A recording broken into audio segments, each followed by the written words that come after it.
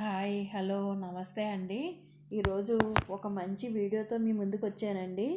అవి మన వంటింట్లో ఉండి వాటితోటే మన హెల్త్ని ఎలా బాగు చేసుకోవాలో ఈ వీడియోలో చూపిస్తానండి. ఇప్పటి రోజుల్లో చాలా వరకు అందరూ మోకాలు నొప్పులు, జాయింట్ పెయిన్స్, బాడీ పెయిన్స్, అన్ని రకాల పెయిన్స్లతోటి ఇబ్బంది పడుతున్నారు కదండి. ఎటువంటి పెయిన్స్ అయినా ఇవి వాడితే మీకు ఎటువంటి పెయిన్స్ అయినా తగ్గుతుందండి. ఇది ఎలా వాడాలో ఇవన్నీ మన వంటింట్లో ఉన్న వస్తువులేనండి. వీటిని ఎలా వాడాలి, ఎంతెంత క్వాంటిటీలో తీసుకోవాలో చూద్దామండి.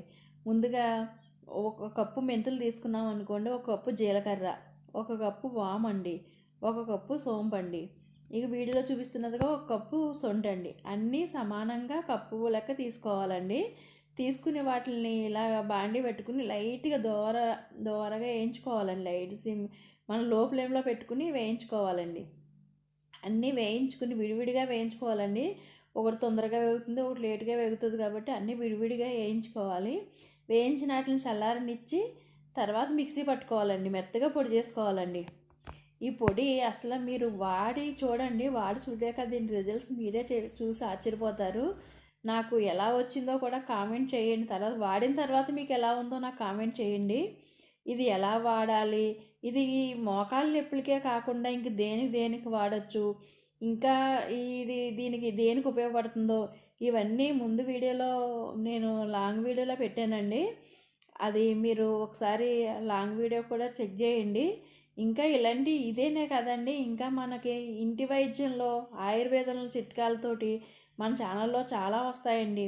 మన ఇంట్లో ఉన్న వస్తువులతో మన హెల్త్ని ఎలా బాగు చేసుకోవాలో అన్న కాన్సెప్ట్ తోటి వీడియోలు చేస్తున్నామండి. అవన్నీ మీరు ముందు చూసి ఆదరిస్తారని కోరుకుంటున్నాను. ఈ ఈ ఈ వీడియో కనుక నచ్చినట్లయితే తప్పకుండా సబ్స్క్రైబ్ చేసుకోండి. ఈ వీడియోనే కాదు, మీరు సబ్స్క్రైబ్ చేసుకోవడం వల్ల ఇంకా ఇలాంటి మంచి మంచి వీడియోలు మీకు నోటిఫికేషన్ వస్తాయండి. ఇవి నచ్చితే కనుక, ఈ వీడియో కనుక నచ్చితే కనుక లైక్ చేయండి, షేర్ చేయండి, సబ్స్క్రైబ్ చేసుకోండి.